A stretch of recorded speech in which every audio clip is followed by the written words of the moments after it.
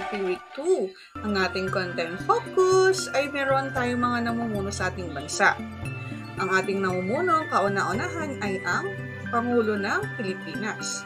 Ang ating recent na Pangulo ngayon ay si President Ferdinand Marcos.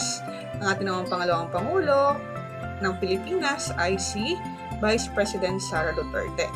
Ang mga sumusunod ay ang mga tungkulin ng Pangulo. Una, ipatupad niya ang mga batas sa bansa. Maaari siyang magpanukala ng batas sa Kongreso, magsumite siya ng panukalang budget, humirang siya ng mga opisyal ng bansa at opisyal ng militar. Tinitiyak din niya ang mga patakaryang pandayuhan. Ang tungkulin naman ng Vice Presidente ay isagawa ang lahat ng mga tungkuling nakasaad sa saligang batas. Maaari din niyang gawin ang trabaho ng Pangulo kung wala ang ating Pangulo.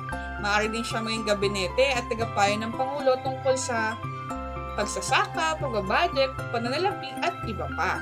Tara, palalimin natin ang ating talakayan ngayong linggo. Samahan niyo ngayon si Teacher Judy para sa panibago nating aralin. Umpisahan na natin.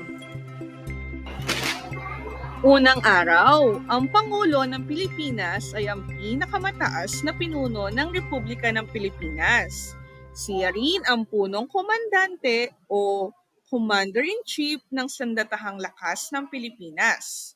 Ang pangalawang Pangulo ay maaaring humalili sa Pangulo kapag wala ang Presidente.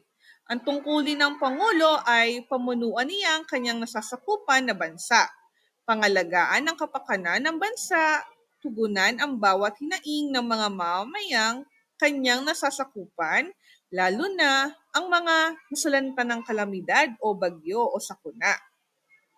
Sila po ay sa Malacanang Palace na nakatira. Ikalawang araw, ang Kongreso ng Pilipinas ay ang pangunahing tagapaggawa ng batas ng Pilipinas. Isa itong lupong bicameral na binubuo ng mataas na kapulungan o ang Senado. At ang mababang kapulungan, ang kapulungan ng mga kinatawan ay binubuo ng 24 na senador. Ang Senado ay binubuo ng kapulungan ng mga kinatawan nang hindi lalampas sa 250 na mambabatas. Sila po ang makikita natin sa larawan. Mga tanong, ano ang ibig sabihin ng Kongreso? Ilang kapulungan meron ang Kongreso? At ano ang tungkulin ng mga senador at mga kinatawan?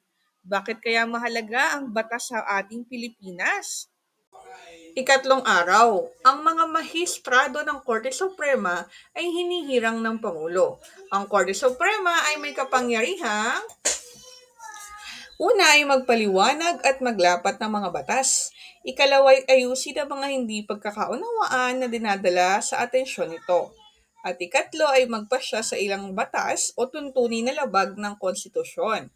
Ang ating bagong halal na new Chief Justice sa Supreme Court ay si Maria Teresa Dolores Gomez Estohuesta. Ito ay ang ating new Chief Justice.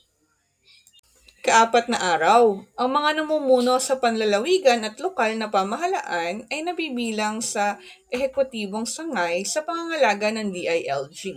Sila ay inihahalal ng mga mamamayan sa bawat lalawigan, syudad, munisipyo at barangay. Ito ay ang mga gobernador, vice-gobernador, mayor ng lungsod o munisipyo, vice-mayor ng lungsod, at punong barangay, kagawad ng sangguniang barangay at sangguniang kabataan. Ikalimang araw, mahalaga ang pagpili at pagboto ng mga namumuno sa bansa. Mayroong mga katangiang taglay ang mga mabuting mamumuno. Ang mga katangian ng Pangulo ay, una ay modelo sa kabutihan, matapat, mapagkakatiwalaan, at may respeto at paggalang. Ikalimang araw, mahalaga ang pagpili at pagboto ng mga namumuno sa bansa. Mayroong